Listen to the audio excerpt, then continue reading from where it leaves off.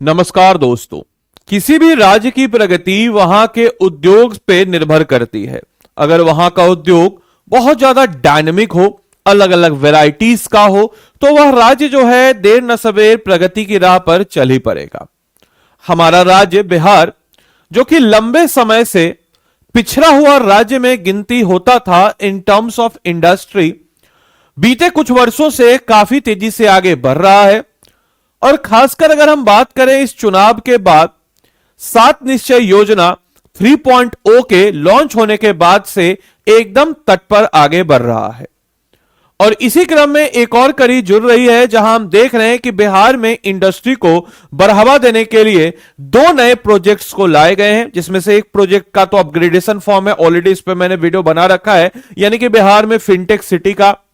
और दूसरा जो इंपॉर्टेंट प्रोजेक्ट है जिसके ऊपर मैं इस वीडियो में ज्यादा फोकस करूंगा और ज्यादा चर्चा करूंगा, वह प्रोजेक्ट होने वाला है बिहार के कुछ क्षेत्रों को एज ए डिफेंस कॉरिडोर के रूप में विकसित करना, जहां पे डिफेंस मैन्युफैक्चरिंग होगी, गोला बारूद, AK-47 और डिफेंस हथियार जो है वहां पे बनाए जाएंगे।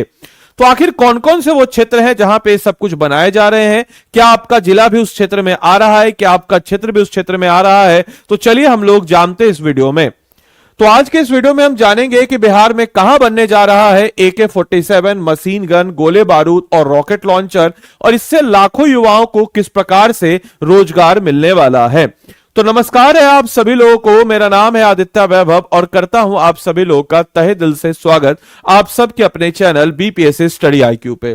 दोस्तों, आप लोग से एक शिकायत है कि आप लोग वीडियो को शेयर नहीं करते। मेरे भाई, यह वीडियो जो है मैं एज ए बिहार के रूप में, as a Bihari, as a Bihar के रिप्रेजेंटेटिव, एज ए बिहार को बेहतर बनाने के लिए और आप सबको जागरूक करने के लिए करता हूं। तो आप लोग प्लीज वीडियो को अगर देखा करें, पसंद आए करें, तो लाइक, कमेंट और साथ ही साथ जो है शेयर भी कर दिया करें, और चैनल पे नए हैं तो चैनल को सब्सक्राइब भी कर दिया करें।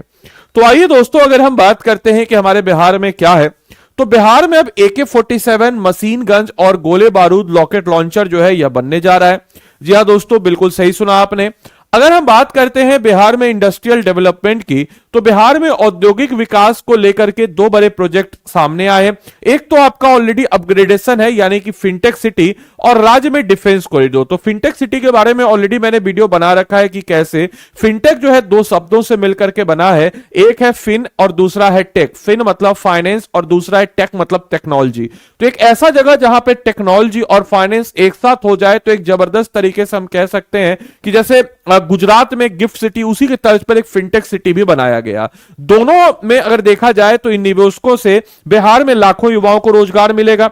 तो पहले अगर हम बात करते हैं तो फिनटेक सिटी के बारे में ऑलरेडी मैंने आपको बता ही रखा है कि फतुहा में फिनटेक सिटी बनने जा रहा है और टेक हब का भी दर्जा मिलेगा, यानी कि नई सरकार की गठन के साथ पटना में गुजरात में जो गिफ्ट सिटी है उसी के तर्ज पर अत्याधुनिक फिनटेक सिटी बनाने की कवायद तेज हो गई है। और इस पे जो है इन्वेस्टमेंट, लैंड एक्विजिशन और इन्वेस्टमेंट वगैरह जो चीजें हैं, इसके लिए 242 एकड़ जमीन का भी समझ लीजिए एक अधिग्रहण कर लिया गया है, और 408.81 करोड़ जो है इसके जमीन अधिग्रहण के लिए स्वीकृति जो है वह भी आपको इसमें मिल रखी है।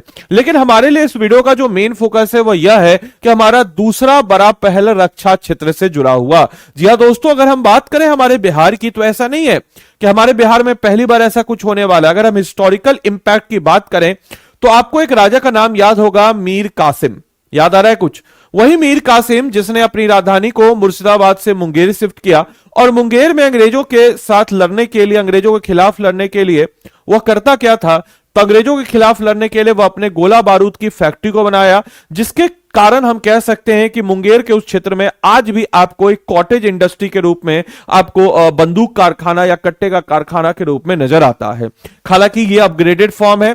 साथ ही साथ आपको बताते चले कि बिहार केंद्र से मंजूरी मिलने के बाद बिहार में अब डिफेंस कॉरिडोर विकसित करने की तैयारी जो है बिल्कुल अंतिम चरण में आ चुकी है। यानी कि यह कॉरिडोर क्या क्या करेगा, तो रक्षा उत्पादन यानी कि डिफेंस से रिलेटेड जो प्रोडक्ट्स हैं उनको प्रोड्यूस करेगा, उनको मैन्युफैक्चरिंग करेगा, और अत्याधुनिक सैन्य तकनीक पर केंद्रित होगा। यानी कि हम इसको कह सकते हैं कि मॉडर्न जो हम कह सकते हैं कि मॉडर्न जो आपका इक्विपमेंट्स है, या मॉडर्न जो आपका आर्मी, या मॉडर्न जो हम कह सकते हैं कि मतलब कि जो डिफेंस का टेक्नोलॉजी है, उससे रिलेटेड आपको यह बनने वाली है।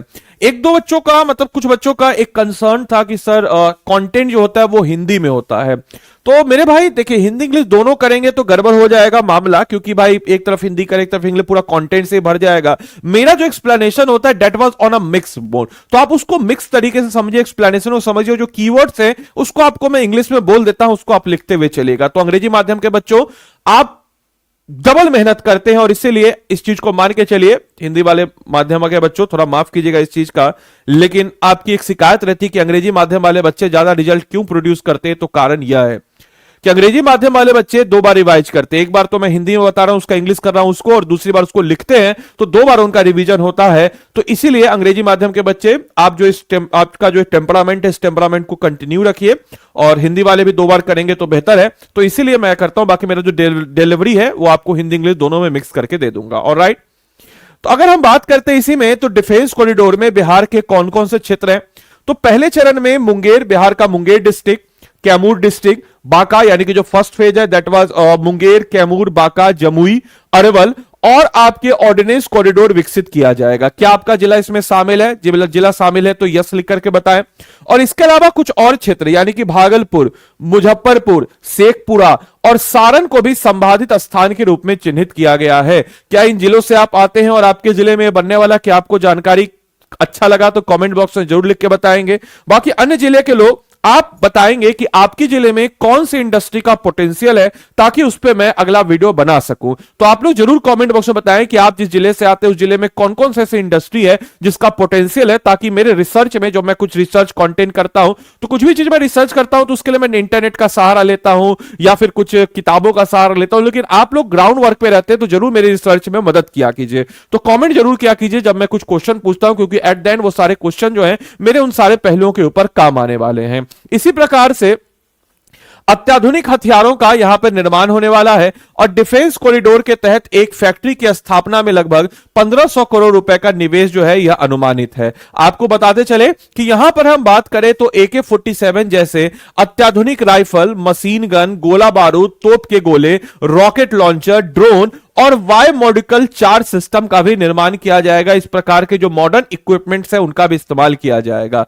साथ ही साथ अगर हम बात करते हैं वाई मॉड्यूलर चार्ज सिस्टम फिलहाल देश में केवल नालंदा जिले में बनता है, जिसका इस्तेमाल तोप और भारी हथियार की मारक क्षमता बढ़ाने में होता है, और इसको जो है यहां पे डेवलप किया जा रहा है। और इस प्रकार से अत्याधुनिक हथियारों का निर्माण होगा, और इससे कहा जा रहा है तकरीबन 1 लाख से ज्यादा लोगों को रोजगार मिलेगा। और आप सबको पता है कि इस चुनाव के बाद से 1 करोड़ लोगों को रोजगार देने में इसमें सरकारी और गैर सरकारी दोनों संस्थाएं आती है, उसमें यह सब एक अहम भूमिका निभाने वाला है। इसी के अलावा हम लोग अगर बात करते हैं तो फिनटेक सिटी और डिफेंस कॉरिडोर, ये दोनों प्रोजेक्ट जो है बिहार की आर्थिक दिशा को बदल सकते हैं, और आने वाले वक्त में बिहार को एक प्रगतिशील राज्य बनाना और हमारा जो बिहार के अत्याधुनिक राज्यों की श्रेणी में आने का जो लक्ष्य है उसको पूरा करते हुए नजर आएंगे। मेरे भाई आपके लिए क्वेश्चन है कि बिहार में प्रस्तावित डिफेंस कॉरिडोर के संदर्भ में निम्नलिखित कथनों पर विचार कीजिए। यानी कि यहां पे कुछ स्टेटमेंट है, इस स्टेटमेंट को देखिए। यह कॉरिडोर जो है रक्षा उत्पादन, डिफेंस प्रोडक्शन, मैन्युफैक्चरिंग, सैन्य तकनीक पर केंद्रित होगा। पहला स्टेटमेंट।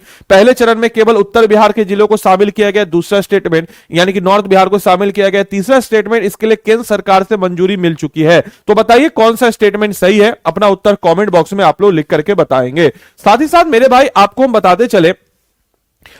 बताते चले मेरे भाई कि याद रखिएगा कि अगर आपको अपनी तैयारी को और ज्यादा अच्छे तरीके से और जानदार तरीके से करना हो तो आप सभी लोगों के लिए है आरएम 17.0 बैच। हमारे आरएम 17.0 बैच जो कि कब से शुरू हो रहा है, तो आरएम 17.0 बैच जो है 10 जनवरी से शुरू हो रहा है। इस बैच की क्या खास बात है, क्यों आपको इसमें एनरोल करना चाहिए? बिहार तो प्रगति कर रहा है, लेकिन आपको भी अपने कंटेंट में अप टू डेट और सही मार्गदर्शन में पढ़ना चाहिए, क्योंकि मेरे भाई हम लोग बिल्कुल साइंटिफिक तरीके से 750 प्लस टॉपिक्स को आइडेंटिफाई करके 1100 प्लस घंटे की लाइव क्लासेस में आपको, चाहे हर सब्जेक्ट का हो, आपको पढ़ाते हैं। हमें पता है आपको प्रीलिम्स में दिक्कत होता है, तो इसमें डेडिकेटेड हम लोग 2 महीने का एमसीक्यू प्रीलिम्स बैच देते हैं। हमें पता है आपके लिए प्रीलिम्स के लिए लाइव प्रीलिम्स क्रैश कोर्स देते हैं, 5100 एमसीक्यू प्रैक्टिस देते हैं। आपके फाउंडेशन को बिल्डअप करने के लिए हम लोग इसमें एनसीईआरटी कोर्स रिकॉर्डेड भी देते हैं। 7 किताबों का सेट रहता है, साथ ही साथ multi current affair, individual personal guidance और साथ ही साथ ग्रुप मेंटरशिप, ये सब तो आपको इसमें मिलता ही मिलता है। है। और आपके इस बैच को और ठोस और मजबूत कराने के लिए हम लोग इसमें वर्कबुक भी देते हैं। ये वर्कबुक के कुछ मैंने कवर पिक्चर के आपके समक्ष लगा रखे, आप समझिए कि ये वर्कबुक क्यों खास है। तो ये वर्कबुक इसलिए मेरे भाई खास है क्योंकि इसमें मेंस वर्कबुक इंडियन पॉलिटी का, साइंस एंड टेक्नोलॉजी का, इंडियन इकोनॉमी का, ज्योग्राफी का, तो इसमें क्या खास होने वाला है मेरे भाई, तो इस बुक में खास ये होने वाला है कि हर टॉपिक का आपको क्वेश्चंस होगा, उस क्वेश्चन से रिलेटेड उसमें आपको mind map, Bihar focus content, smart revision tools, integrated previous year question, micro topic wise और माइंड मैप्स होंगे, जिनको आप देख करके समझ करके अपने कंटेंट को तैयार कर सकेंगे। और ये कंटेंट आपके मेंस का साथ ही होगा, क्योंकि मेंस ही आपको सिलेक्शन दिलाता है और इंटरव्यू आपको रैंक दिलाता है। तो हमारे कोर्स में आपको प्रीलिम्स टू इंटरव्यू यानी कि P2I तरीके से, अच्छे तरीके से हमारे सारे कोर्सेज को कवर अप कराते हैं हम लोग। तो मेरे भाई, अगर आपको इस कोर्स में इनरोल करना है तो आप कैसे इनरोल करेंगे? देखिए, स्टडी IQ के ऐप या वेबसाइट पे आप चले जाएंगे।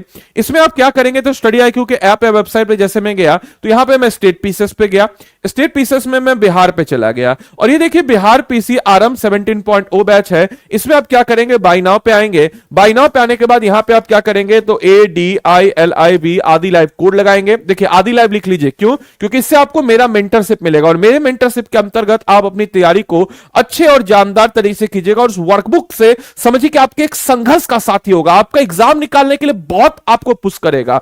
तो आदि लाइव कोड को लगाएंगे, और देखिए 15,999 हमारा प्लैटिनम बैच आपको मिल जाएगा। मेरे भाई, हमारे पास गोल्ड बैच भी है, बट हम आपको रिकमेंड करेंगे गो फॉर प्लैटिनम। क्यों? क्योंकि प्लैटिनम में इतने सारे फीचर्स है। गोल्ड में सिर्फ और सिर्फ आपको 1100 प्लस घंटे की लाइव क्लास मिलेगी, लेकिन आपको सिलेक्शन का पूरा किट मिल रहा है हमारे इस प्लैटिनम बैच में। तो 15,999 लगाइए, 4 साल की वैलिडिटी है। याद रखिएगा, आदि लाइव कोड ही लगाना है, या फिर आदि लाइव कोड लगाए तभी आपको मेरा मेंटरशिप मिलेगा। या फिर एक नंबर देते हैं 9289996924, इस नंबर पे कॉल कीजिएगा और कॉल करके बोल दीजिएगा कि हमको क्या चाहिए। तो हमको जो है आदित्य सर का मेंटरशिप चाहिए, इस चीज को मेंशन कर दीजिएगा, और उसके बाद आप इस कोर्स में एनरोल होकर के अपनी तैयारी को मजबूती प्रदान कर सकते हैं। तो देरी किस बात की, जाइए एनरोल कीजिए और अपनी तैयारी को मजबूती प्रदान कीजिए। तो मिलता है अगले सेशन में, तब तक के लिए सारे बच्चों को bye bye, take care, thank you and thanks for watching this session.